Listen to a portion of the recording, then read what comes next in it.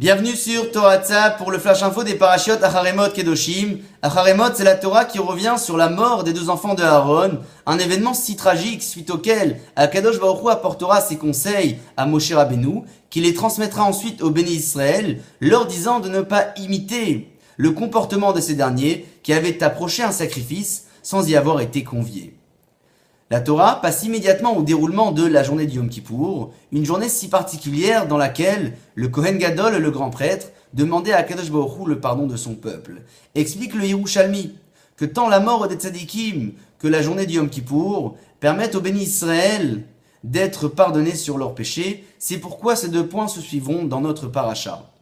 Lorsque le Maharam de Louvlin prit la parole pour exprimer des éloges funèbres sur le Chavetz Chaim, il s'arrêta sur l'enseignement de nos sages présents dans la 7e Mishnah du premier Pérec de Masechet Yoma, nous disant que lorsque le Kohen Gadol, le grand prêtre, somnolait dans la nuit du Yom Kippour, les Kohanim venaient claquer des doigts devant lui pour ainsi le réveiller.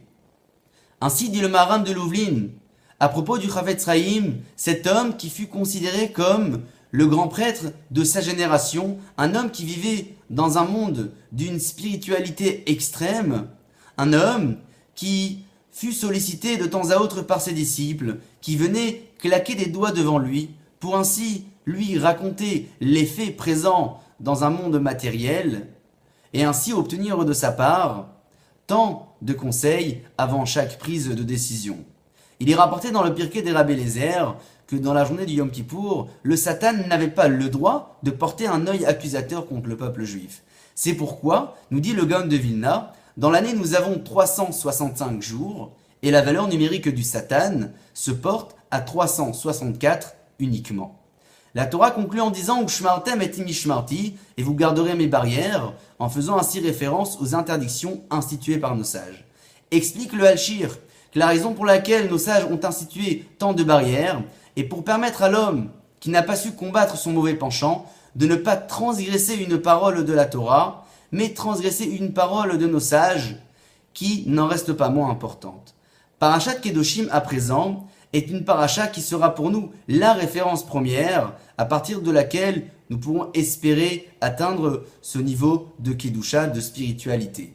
Une paracha riche en mitzvot dans laquelle nous dénombrons 13 mitzvot positives et 38 mitzvot négatives, parmi lesquelles figure cette mitzvah de la Torah, celle de Hochiar Tochiar et Amitecha, de savoir réprimander son prochain si nécessaire, Velotissa à la frette, afin de ne pas porter la faute sur nos épaules. Ainsi l'explique le Panim Yafot.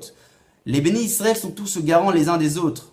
C'est pourquoi celui qui ne réprimandera pas son prochain suite à l'interdiction qu'il a commis, eh bien, il portera cette faute sur ses propres épaules. La Torah conclut en disant « Ve'ahavta l'iracha kamocha » tu aimeras ton prochain comme toi-même.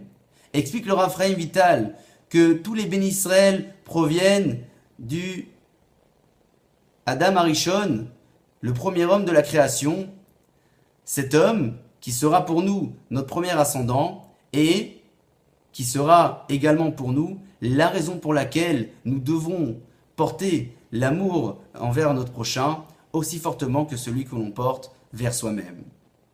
Puisse Akadosh Baruch Hu nous aider à suivre la voie de nos sages, ceux qui ont institué tant d'interdictions et de barrières, afin que la Torah soit respectée dans de bonnes conditions. Shabbat Shalom et à la semaine prochaine.